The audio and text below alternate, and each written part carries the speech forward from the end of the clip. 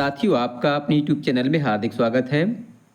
साथियों, आज हम जानेंगे कि राष्ट्रीय आय एवं योग्यता आधारित छात्रवृत्ति परीक्षा 2025-26 के लिए ऑनलाइन आवेदन फार्म हम किस प्रकार से भरेंगे। तो आइए साथियों जानते हैं कि आप जो है national means cum merit scholarship की परीक्षा फार्म अपने मोबाइल से या कंप्यूटर से आप किस प्रकार से भर सकते हैं। साथियों, उत्तर प्रदेश राज्य के लिए national means cum merit scholarship के परीक्षा फार्म भरने के लिए आपको अपने मोबाइल पर या कंप्यूटर पर गूगल या गूगल क्रोम को ओपन करना है। इसके बाद इसके सर्च ऑप्शन पर ENT डाटा लिखकर सर्च करना है। जैसे आप ENT डाटा लिखकर सर्च करेंगे तो आपके सामने खुलकर कुछ इस प्रकार का इंटरफेस आता है। साथ ही जहाँ लिखा हुआ है ENT डाटा COV.in, आपको यहाँ पर क्लिक करना है। जैसे आप यहाँ पर क्लिक करेंगे तो आपके सामने खुलकर एक नई विंडो आती है। यहाँ लिखा हुआ है परीक्षा नियामक प्राधिकारी उत्तर प्रदेश, और नीचे स्क्रॉल करने पर लिखा हुआ है राष्ट्रीय आय एवं योग्यता आधारित छात्रवृत्ति योजना परीक्षा सत्र 2025-26। चूँकि जो परीक्षा है इस साल 2024 में आयोजित होगी और आपको छात्रवृत्ति 2025-26 से प्राप्त होगी, इसलिए यहाँ पर सत्र 2025-26 लिखा हुआ है। आगे लिखा है कि आवेदन करने के लिए जो है आप अंतिम तिथि की प्रतीक्षा न करें और जल्द ही आवेदन कर सकें ताकि आप भीड़ भाड़ से बच सकें। आगे लिखा है कि जो ऑनलाइन आवेदन प्रारंभ करने की तिथि है वह 5 अगस्त 2024 है, अर्थात आवेदन जो है 5 अगस्त 2024 से प्रारंभ हो गए हैं और अंतिम तिथि जो है 5 सितंबर 2024 है। और जिसकी परीक्षा तिथि है उत्तर प्रदेश राज्य के लिए 10 नवंबर 2024 है। तो इस प्रकार से आपको जो है 5 सितंबर के पहले आवेदन कर देना है ताकि आप जो है सर्वर की प्रॉब्लम से बच सकें। तो साथियों, यहाँ पर जहाँ लिखा हुआ है क्लिक, आपको यहाँ पर क्लिक करना है। जैसे आप यहाँ पर क्लिक करेंगे तो आपके सामने खुलकर एक नया इंटरफेस आता है। तो हम सबसे पहले देख लेते हैं जो इसके लिए प्रेस नोट है उसका विवरण जान लेते हैं। जो प्रेस नोट है इसमें लिखा हुआ है कि राष्ट्रीय आय एवं योग्यता आधारित छात्रवृत्ति परीक्षा योजना 2025-26 दिनांक 10 नवंबर 2024 को प्रदेश के सभी जनपदों में अर्थात जिलों में जो निर्धारित परीक्षा केंद्र हैं वहां पर आयोजित की जाएगी। और इस परीक्षा हेतु जो ऑनलाइन आवेदन है दिनांक 5 अगस्त 2024 से प्रारंभ है और अंतिम तिथि जो है 5 सितंबर 2024 है। ऑनलाइन आवेदन के अलावा डाक द्वारा या अन्य किसी माध्यम से आवेदन स्वीकार नहीं किए जाएंगे, अर्थात आपको केवल जो है ऑनलाइन आवेदन ही करना है। आगे लिखा है कि उक्त परीक्षा हेतु ऑनलाइन आवेदन करने तथा परीक्षा के संबंध में विस्तृत जानकारी वेबसाइट entdata.cov.in पर उपलब्ध है। आगे लिखा है कि इस परीक्षा में केवल वे छात्र छात्राएं पात्र हो सकेंगे या पात्र सम्मिलित हो सकेंगे जो शैक्षिक सत्र 2023-24 में कक्षा 7वीं की परीक्षा न्यूनतम 55%, SC/ST वर्ग के लिए 5% की छूट है अंकों के साथ पास की है। अर्थात ऐसे विद्यार्थी जिन्होंने कक्षा 7 की परीक्षा 55% अंकों से पास की है, और यदि विद्यार्थी SC/ST वर्ग का है तो वह जो है कक्षा 7वीं की परीक्षा न्यूनतम 50% अंकों से पास की हो, वे ही छात्र इस परीक्षा के लिए पात्र हैं। फिर आगे लिखा है कि ऐसे छात्र छात्राएं जो शैक्षिक सत्र 2024-25 में राजकीय विद्यालय या शासकीय सहायता प्राप्त विद्यालय या स्थानीय निकाय या परिषदीय जो विद्यालय हैं उनमें अध्ययनरत हो, अर्थात जो एडेड विद्यालय हैं और जो राजकीय विद्यालय हैं उनके विद्यार्थी इस परीक्षा के लिए पात्र हैं। जबकि जो जवाहर नवोदय विद्यालय के विद्यार्थी हैं, केंद्रीय विद्यालय के विद्यार्थी हैं, सैनिक स्कूल के विद्यार्थी हैं और राजकीय आवासीय विद्यालय के विद्यार्थी और प्राइवेट विद्यालय के विद्यार्थी जो हैं इस परीक्षा में भाग लेने के पात्र नहीं हैं।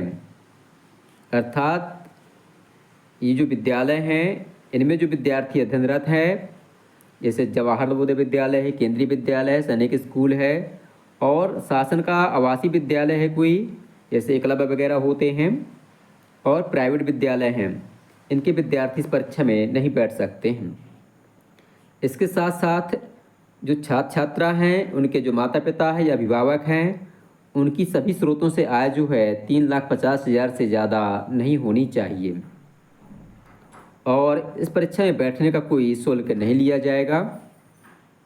आवेदन करते समय अभ्यर्थियों को तहसीलदार या जो सक्षम अधिकारी है उनके द्वारा बनाया गया आय प्रमाण पत्र अपलोड करना होगा और जो SC/ST के विद्यार्थी हैं या OBC के विद्यार्थी हैं या स्वतंत्रता संग्राम सेनानी के आश्रित जो विद्यार्थी हैं उनको जो है निर्धारित प्रारूप पर सक्षम अधिकारी द्वारा जो आरक्षण का प्रमाण पत्र है वह अपलोड करना अनिवार्य होगा।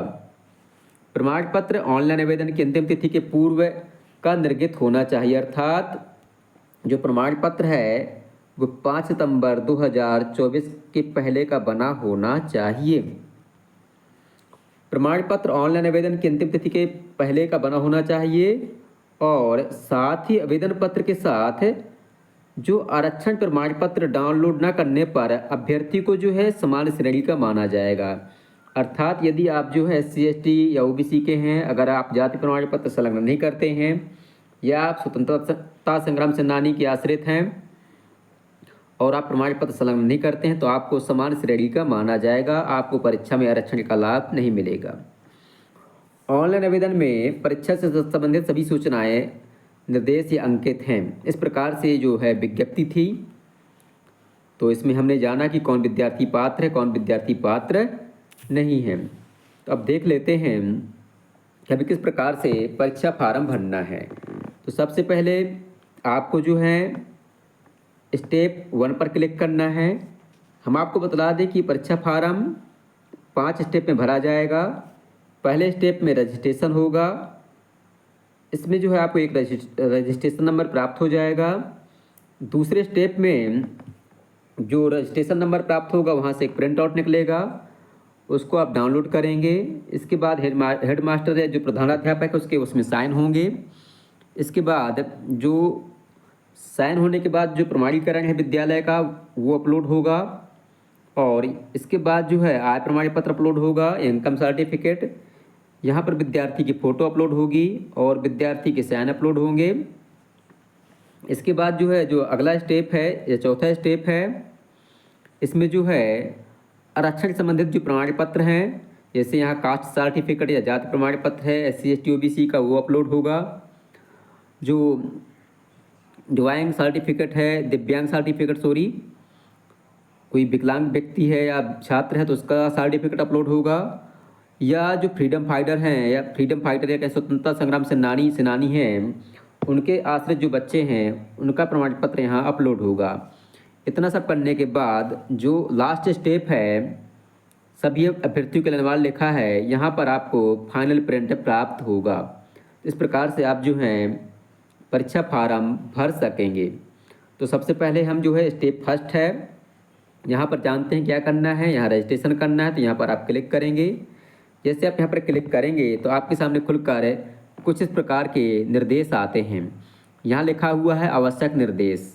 तो वही बात जो हमने आपको पहले बतलाई है कि परीक्षा में वे विद्यार्थी पात्र हैं जिन्होंने जो है सत्र 2023-24 में कक्षा 7वीं की परीक्षा न्यूनतम 55% अंकों से पास की हो। जो SC/ST के विद्यार्थी हैं उनको 5% की छूट है। और वही बतलाया हमने कि जो राजकीय विद्यालय हैं या शासकीय सहायता प्राप्त विद्यालय या एडेड विद्यालय हैं उनमें जो विद्यार्थी कक्षा 8 में सत्र 2024-25 में अध्ययनरत हैं, केवल वे विद्यार्थी ही इसमें आवेदन कर सकते हैं। किसी भी प्राइवेट स्कूल के विद्यार्थी इस परीक्षा में बैठने के लिए पात्र नहीं हैं।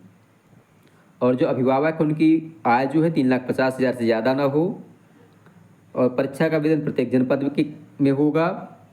और जो अंतिम तिथि है 5 सितंबर 2024 है और जो परीक्षा तिथि है 10 नवंबर 2024 है। तो इस प्रकार से निर्देश दिए गए हैं, इनको आपको ठीक से पढ़ लेना है। और आगे लिखा हुआ है कि इस परीक्षा में चयन के बाद कक्षा 9 में जो विद्यार्थी है फ्रेश एवं कक्षा 10वीं 11वीं और 12वीं में अध्ययनरत नवीनीकरण हेतु अभ्यर्थियों को छात्रवृत्ति क्लेम करने हेतु जो scholarship.gov.in पोर्टल है उस पर अपना स्वयं का डाटा अपलोड करना होगा। जो डाटा है जो पोर्टल है एक निश्चित अवधि के लिए खोला जाता है।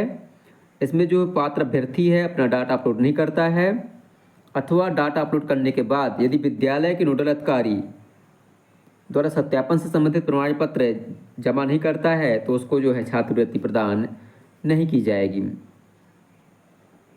और आगे लिखा है जो विद्यार्थी कक्षा 9 से 12 तक राजकीय विद्यालय या शासकीय मान्यता प्राप्त विद्यालय, जवाहर नवोदय विद्यालय, केंद्रीय विद्यालय, सैनिक स्कूल इनको छोड़कर विद्यालयों में निरंतर संस्थागत रूप से अध्ययनरत हो उनको छात्रवृत्ति मिलेगी।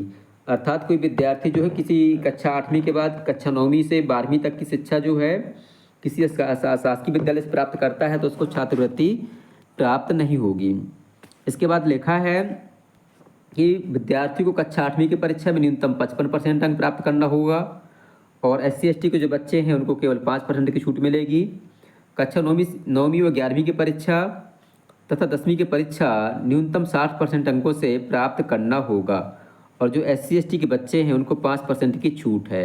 यदि आपके प्राप्तांक जो हैं 60% से कम होते हैं तो आपको छात्रवृत्ति प्राप्त नहीं होगी। आगे लिखा है कि प्रत्येक वर्ष परीक्षा पास करने के बाद छात्रवृत्ति के नवीनीकरण हेतु जो स्कॉलरशिप पोर्टल है उस पर डाटा अपलोड करना होगा। तो इस प्रकार से कुछ निर्देश दिए गए हैं, इनको विद्यार्थियों को पढ़ लेना है। और आगे लिखा है कि परीक्षा में सम्मिलित होने हेतु निर्देश प्रवेश पत्र डाउनलोड करके उसकी प्रति अपने पास रखें। परीक्षा आरंभ होने के आधा घंटा पहले परीक्षा केंद्र में उपस्थित हो जाएं और जो आपका रोल नंबर है उसी स्थान पर आप बैठें। परीक्षा में कैलकुलेटर वगैरह ये मान्य नहीं है, इनको लेकर नहीं जाना है। परीक्षा 2 सत्रों में होगी। पहले सत्र में जो है मानसिक योग्यता के परीक्षा प्रश्न पूछे जाते हैं, इसमें 90 प्रश्न आते हैं। और दूसरे भाग में जो है या शैक्षिक अभिरुचि के प्रश्न पूछे जाते हैं, इसमें भी 90 प्रश्न होते हैं, जिसमें 35 प्रश्न विज्ञान के, 35 प्रश्न सामाजिक विज्ञान के और 20 प्रश्न गणित विषय के होते हैं। और प्रत्येक भाग के लिए 90 मिनट का समय होता है। इस प्रकार से दोनों भागों के लिए कुल 180 मिनट का समय दिया जाता है और जो दिव्यांग अभ्यर्थी हैं उनको 120 मिनट का समय प्रत्येक भाग के लिए मिलता है। और जो प्रश्न है इसमें कुल 180 प्रश्न होते हैं। तो 180 प्रश्न जो होते हैं तो प्रत्येक प्रश्न एक अंक का होता है और इसमें जो है इस परीक्षा में किसी प्रकार का ऋणात्मक अंकन नहीं होता, अर्थात माइनस मार्किंग नहीं होती है। और इस परीक्षा में जो 180 अंक हैं उन्हीं में के जो प्राप्तांक है उनसे मेरिट तैयार की जाती है।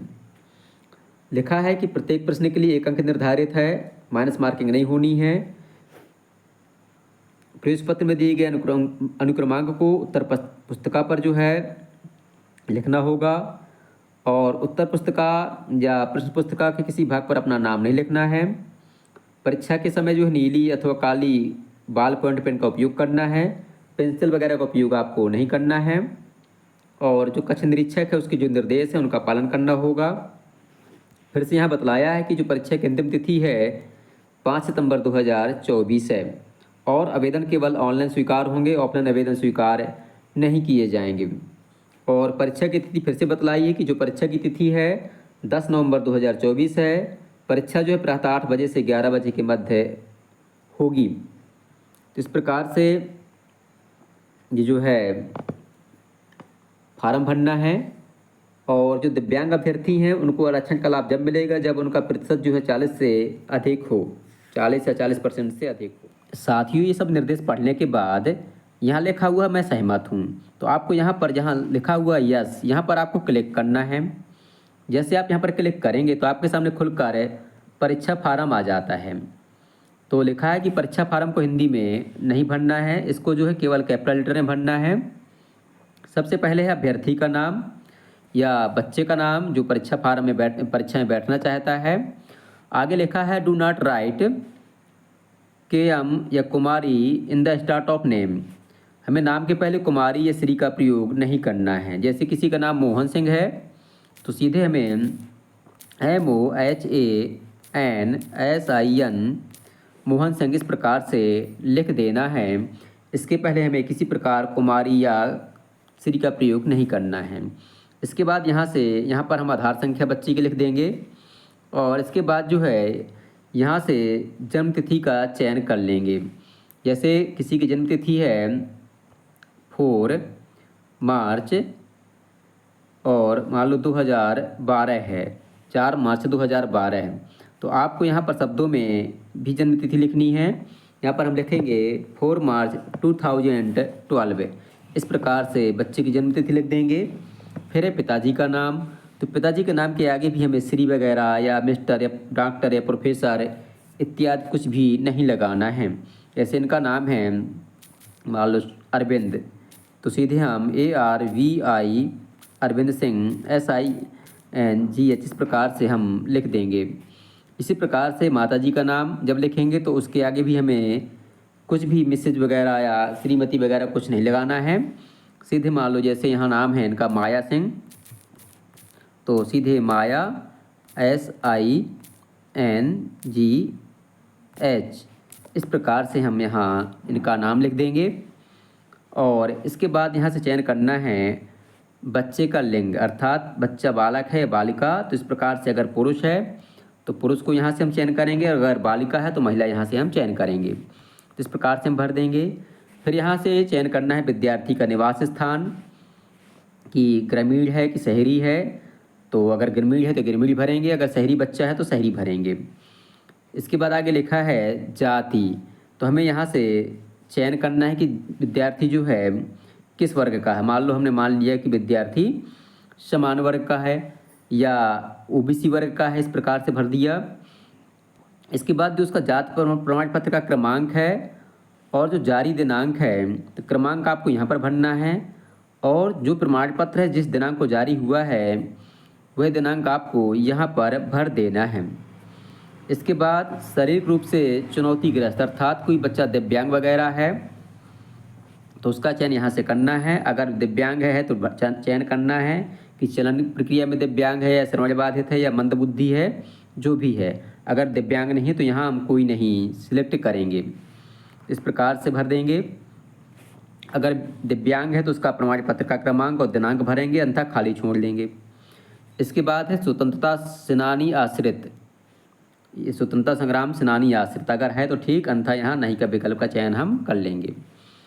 इसके बाद जो उसका पत्र व्यवहार का पता है वह यहाँ पर लिखेंगे। पत्र व्यवहार का पता लिखते समय यहाँ पर बच्चे का नाम अथवा पिता का नाम नहीं लिखना है। आपने फार्म में ऊपर भर दिया है तो सिस्टम जो है ऑटोमेटिक उसको ले लेगा। आपको यहाँ पर उसका नाम, विलेज पोस्ट वगैरह जो है कैपिटल लेटर में लिख देंगे। इसके बाद हमें यहाँ जो ज़िला है, जिस ज़िले का बच्चा निवासी है, ज़िले का नाम लिखेंगे और जो विद्यालय का जो पिन कोड है जहाँ बच्चा अध्ययनरत है उसका पिन कोड यहाँ पर हम भर देंगे। इसके बाद यहाँ मोबाइल नंबर है और लैंडलाइन नंबर है तो भरना, अंतर छोड़ देना है। यहाँ पर ईमेल आईडी है तो भर देना है, अंतर छोड़ देंगे। लिखा है कृपया 10 अंक का मोबाइल नंबर और मान ईमेल आईडी ही भरें। तो आपको ध्यान देना है एक मोबाइल नंबर से केवल एक फार्म भरेगा, तो जो आपका मान्य मोबाइल नंबर है 10 अंक का वो भरना है। उसके पहले हमें +91 वगैरह इत्यादि कुछ नहीं लिखना है। फिर संस्था का नाम भरना है, जहाँ विद्यार्थी जिस शाला में पढ़ रहा है उस शाला का नाम लिख देंगे। संस्था का पता भर देंगे, अर्थात संस्था किस विद्यालय में किस स्थान पर स्थित है, किस जिले में स्थित है। फिर जिले का नाम यहाँ से हम चयन करेंगे जिले का, कि आपके बच्चे मतलब मान लो किस जिले का निवासी। जैसे बांदा जिला है तो बांदा जिला हमने भर दिया। यहाँ पर जिले का पिन कोड भर देंगे और संस्था का प्रकार का चयन हम यहाँ से करेंगे कि विद्यार्थी किस प्रकार की संस्था में पढ़ रहा है, कि शासकीय है, कैसा है, राजकीय विद्यालय है कि राजकीय परिषदीय विद्यालय के शासकीय मान्यता प्राप्त विद्यालय है। अगर राजकीय विद्यालय है तो हम राजकीय यहाँ हम चयन कर लेंगे। विद्यालय किस क्षेत्र में स्थित है तो हम जैसे ग्रामीण क्षेत्र में है तो इसका चयन कर लेंगे। फिर है आय प्रमाण पत्र, तो आय प्रमाण पत्र किसके द्वारा जारी किया गया है तहसीलदार महोदय का है, माता के नाम से जारी किया गया है, पिता के नाम से या अभिभावक के नाम से, तो उनकी जो आय है वहाँ पर भर देंगे। आप प्रमाण पत्र का जो क्रमांक है भर देंगे, जारी जो दिनांक है वह भर देंगे। इतना सब भरने के बाद आगे आपको भरना है परीक्षा का माध्यम। तो आपको यहाँ पर परीक्षा का माध्यम जैसे हिंदी है तो हिंदी भर देंगे। फिर है पारिवारिक विवरण, तो इसमें है परिवार के सदस्यों की संख्या कि आपके परिवार में माता पिता समेत जो है कुल कितने सदस्य हैं। तो आपके भाई कितने हैं और बहन कितने हैं, उनकी संख्या यहाँ पर आपको भर देना है। फिर पिता का व्यवसाय क्या है, तो पिता के व्यवसाय का चयन आपको यहाँ से करना है। इस प्रकार से अगर एग्रीकल्चर वगैरह खेती वगैरह करते हैं तो एग्रीकल्चर भर देंगे। और पिता की जो शैक्षिक योग्यता है वो कहाँ तक पढ़े हैं, जैसे अपर प्राइमरी है, कुछ भी है, जहाँ तक वो ने शिक्षा प्राप्त की हो बालक के पिताजी ने, वह यहाँ पर आप उसका चयन कर लेंगे। इसी प्रकार से यहाँ से माता का व्यवसाय कि माता जैसे मान लो कुछ नहीं कर रही है, नॉट एम्प्लाई है तो सीधे लिख देंगे नॉट एम्प्लाई। ठीक है, हाउस वाइफ वगैरह का ऑप्शन अगर इसमें आ नहीं रहा है तो हम सीधे लिख देंगे नॉट अप्लाई, अर्थात जॉब नहीं कर रही है। माता की जो शैक्षिक योग्यता है उसका चयन हम यहाँ से कर लेंगे। तो माता की जो शैक्षिक योग्यता है, मान लो प्राइमरी है, कुछ भी है, तो हम भर लेंगे। इसके बाद लिखी घोषणा, तो जो घोषणा है इसको पढ़ लेना है कि हमने जो जानकारी भरी है उसको मैं मतलब जो शर्तें वगैरह उनको हमने पढ़ लिया है, मैं उन शर्तों को पूरा करता हूँ और जो जानकारी भरी है पूरी सत्य और सही है, किसी तथ्य को छुपाया नहीं है और मैं सहमत हूँ। और जो डेट है स्वतः आ जाएगी यहाँ पर। इसके बाद जो स्थान है, तो जिस जिले जहाँ से आप फार्म भर रहे हो, जैसे जिस विद्यालय से फार्म भर रहे हो या जिस जिले में आपका निवास हो, यहाँ भर देंगे। इसके बाद यहाँ पर फाइनल सबमिट पर क्लिक करेंगे। तो जैसे आप फाइनल सबमिट पर क्लिक करेंगे तो आपके सामने एक रजिस्ट्रेशन नंबर आ जाएगा और वह जो है मतलब होगा, यहाँ चूँकि लिख के आ रहा है कि आप जो है आधार नंबर नहीं भरें, इसलिए यहाँ भरना ज़रूरी है। तो हम चूँकि ये फार्म भरा नहीं है, हमने केवल आपको बतलाया है, तो आधार नंबर भरेंगे।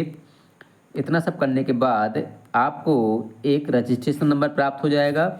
जैसे रजिस्ट्रेशन नंबर प्राप्त हो जाता है तो आपको जो है फिर स्टेप जो 2 है यहाँ पर क्लिक करना है।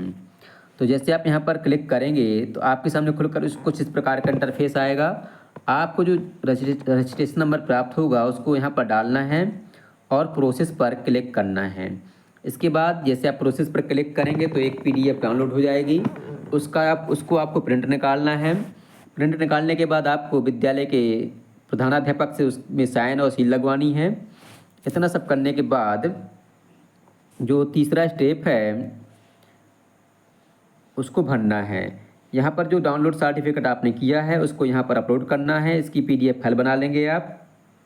और यहाँ पर आपको जैसे आप यहाँ पर क्लिक करेंगे तो इस प्रकार से रजिस्ट्रेशन नंबर डालेंगे। इसके बाद आगे की प्रोसेस होगी और आप जो है मतलब अपलोड कर लेंगे। तो इस प्रकार से यहाँ फ़ोटो अपलोड कर लेंगे, फिर साइन अपलोड करेंगे।